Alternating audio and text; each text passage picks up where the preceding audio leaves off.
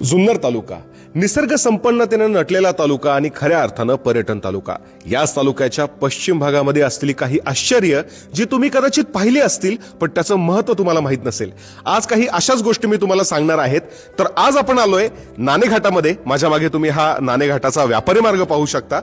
पण आज येथे मी तुम्हाला काही नवीन माहिती देणार आहे। तर त्याचं झालं असं, परदेशातून कोकणातल्या बंदरावर होणारी वाहतूक देशावर आणण्यासाठी ज्या घाटमार्गाचा उपयोग केला आणि या रांजणाच्या नावानं ओळखला जाणारा हा नाणेघाट याची सुरुवातच गणरायाच्या दर्शनानं केली। खऱ्या अर्थानं हा व्यापारी मार्ग अगदी 2000 वर्षांपासून वापरला जातो। दगडांमध्ये कातळ कोरून या ठिकाणी ही वाट तयार केली आहे, जिथे आहे ही जगप्रसिद्ध गुहा। सोबतच आपल्याला पाहायला मिळतात अनेक विविध पाण्याच्या टाक्या असतील। त्याचबरोबर घाटामध्ये सुरुवातीलाच मारुती रायाचं अतिशय सुंदर असं शिल्प देखील आपल्याला पाहायला मिळतं।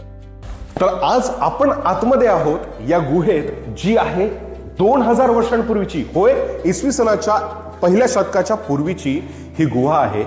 या ठिकाणी तुम्ही माझ्या पाठीमागे शिलालेख बघू शकता। हे तेच शिलालेख आहेत ज्यानं मराठी भाषेला अभिजात भाषेचा दर्जा प्राप्त करून दिलाय।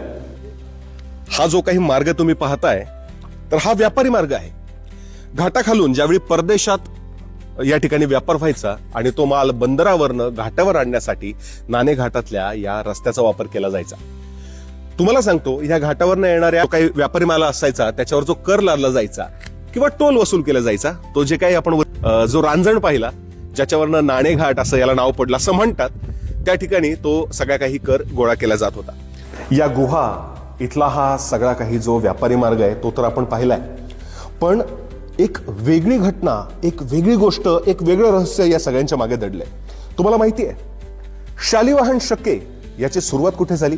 होय, शालिवाहन शकेची सुरुवात जुन्नरच्या मातीत या भूमीमध्ये झालेली। गुढीपाडव्याच्या सणाला आपण वर्षाचा पहिला दिवस म्हणून साजरा करतो। तो पाडवाही कदाचित याच जुन्नरच्या मातीत सुरू झाल्याचे काही पुरावेही आपल्याला सापडलेले आहेत।